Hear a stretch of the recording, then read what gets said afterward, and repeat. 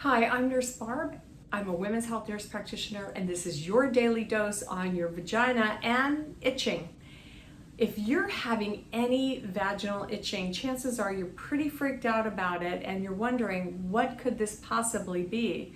And it may be keeping you up at night wondering, is this something serious or can I treat this on my own at home?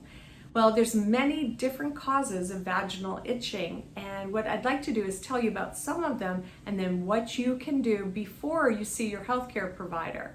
Because if this is really bothering you, if there's a lot of pain, irritation, itching, or you're not quite sure, then do go and get it evaluated by someone who's very familiar with women's health and gynecologic issues. So there's lots of reasons for vaginal irritation and itching, and one of the top ones is when women use a new perfume, soap, or detergent to wash their underwear or their clothes. Now, you don't need to be using any of those specialized feminine washes because they're very heavily perfumed and they can cause a lot of irritation around your vagina, your vulvar tissue, and over the whole area where you have your pubic hair. Don't use those. You can use regular soap, but you don't want to use anything that's too harsh either because that can also irritate your skin. And I know you're seeing a lot of things online about using tea tree oil or lavender oil or even peppermint oil. Well, the best thing for you to do is to put a little bit of that on the inside of your wrist, and if it tingles or it feels bad, ask yourself, do I really want to put it on that tender tissue there? The best thing to use in that area, if you want to use a natural oil, is coconut oil because very, very few people react to that. And that's a nice way to keep that area nice and moist. Now, if you are having itching or irritation and you feel comfortable, grab a mirror and take a look and see if there's a rash, any redness, any swelling, if you're noticing any areas where the skin is breaking down or maybe there's some white patches. That's when you want to go in and see a healthcare provider so you can get an accurate diagnosis and find out what's going on. Now, many times when a woman comes in to see me, I'll ask her, have you recently had a bikini wax, or have you had a sugar treatment to remove your hair, or any other hair removal? Because that can cause a lot of irritation. It can cause little small red bumps. It can cause a lot of itching as the hair starts to grow back in. So if that's the case, one of the things that you can do is use cool water soaks. You can even use a little oatmeal on the washcloth, and that will really help you not feel so irritated. Now, when you're looking with the mirror, if you see any small lumps or bumps around your vaginal area, then ask yourself a couple questions. Have I recently done some hair removal? And if so, it may be that some of the hair is growing back into the follicle, and that can cause something called folliculitis. And with folliculitis, you'll see a little tiny pimple. It may have a little bit of yellow inside of it, and a hair is coming out of that follicle.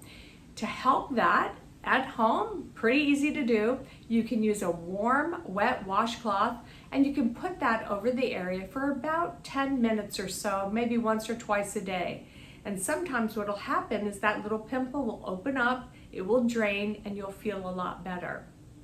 Sometimes what happens is that we have sweat glands, right? And we're sweating all the time, we're wearing tight clothing, and especially in that area, sometimes what happens is that the skin will grow over the sweat gland opening. Well, there's no place else for that sweat to go except back into the body. And that sweat gland can grow and grow and grow. It's kind of like a water balloon, only filled with kind of thick sweat, which breaks down over time. So it's not liquidy, not watery, but it can look kind of like a thick, cheesy, white, we call it a caseous material. That's called a sebaceous cyst, and what happens is that it can be really, really painful for you. So if you notice a little bump, maybe it's got a little pearly edge to it, you can use warm, wet washcloth and do those kinds of soaks couple times a day, 10 minutes each time. You can also put a few Epsom salts or regular kosher salt into the bathtub with some warm water and sit in that, because that will help that sweat gland open up, and it will drain naturally on its own. But what about other things that you might be worried about or you've read about online for vaginal itching? Well, one of the other things that can absolutely happen is that we can get something called pubic lice, or we can get pubic scabies. And this is when we've had intimate contact with someone, or sometimes just sleeping in a bed where someone who's had lice or had scabies has recently slept. These are small little organisms that like the body heat, and so they especially like the pubic area. And when they go, they can cause quite a bit of itching. Now, pubic lice, when you look down, you might see some little white specks. And you may be wondering, well, is that lice? Or, gee, maybe I just had a sugar treatment to remove my hair. If you're not sure and you're having a lot of itching and redness, swelling, and irritation, do talk to your healthcare provider. Now, scabies is a little bit different because those little organisms, they burrow under the skin and they cause a lot of pain. But you'll see some little scabby-like things around the vulva. Thankfully, this is pretty rare, but if you're noticing a lot of itching and irritation, you're noticing these bumps or any little white flecks, then do see a healthcare provider. Now, two of the most common reasons for vaginal itching are vaginal yeast infections or vaginal bacterial infections. And here's how most of us tell the difference. With a vaginal yeast infection, we may notice a white, curdy discharge. It kind of looks a little bit like cottage cheese, and it may even smell a little bit yeasty if you get up close to it. Many women, though, who have a yeast infection don't have a cottage cheese-like discharge. They just have a lot of itching and burning and irritation. They have a lot of pain with intercourse. And yeast infections tend to come recurrently for women who have high blood sugar, women with diabetes, women who may be immunocompromised and taking medication for asthma. So if you're having a lot of itching and irritation with or without discharge, well, that's the time to talk to your healthcare provider about what exactly this is. And I'm going to ask you to ask them to get a culture so you can find out what type of yeast it is, because some types of yeast are very, very resistant to the medications that we have available, especially the oral medication, which is called diflucan or fluconazole. So do find out what type of yeast you've had if you're having recurrent infections 2 or 3 in 1 year. Another cause of vaginal itching and burning, irritation, and pain with sex is a bacterial vaginosis or bacterial vaginitis.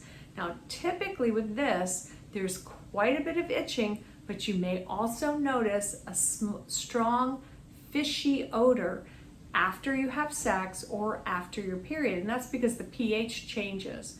So if you notice a fishy odor, that's again the time to see your healthcare provider to get the right medication for your itching and your irritation.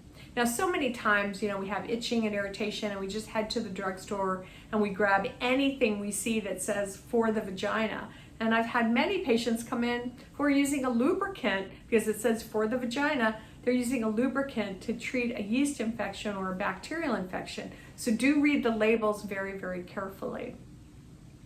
And finally, one of the other reasons that a lot of women have vaginal itching, especially after age 45, is because we go through perimenopause and menopause, and our estrogen levels really take a steep decline and a drop. Your vagina and your vulva are loaded with thousands and thousands of estrogen receptors, and those get activated during puberty, and we get nice healthy labia, which are nice and thick, and the skin is nice and resilient. But as we get older and our estrogen levels drop, well, those estrogen receptors also get thirsty. And the way you may notice this is all of a sudden you're in the bathroom, you go to wipe yourself, and the toilet paper doesn't slide or glide anymore. It kind of gets stuck there. If you're having vaginal dryness and your toilet paper is getting stuck, again, that's the time to think about a vaginal re-moisturizer, which you can find in any pharmacy or drugstore. But to really cure this and make it go away, many women start to use a vaginal hormonal preparation that's available by prescription. And you can use vaginal estrogen, or you can use a vaginal DHEA suppository. And neither one of these have any risk of causing breast cancer. So these are just a few of the many reasons why someone might have a vaginal itch. I hope this has helped you feel better and know when to see your own healthcare provider. Take care and be well. And of course, if you like these videos, please do subscribe to them, and I'll be bringing you a lot more later. Okay? Take care. Bye-bye.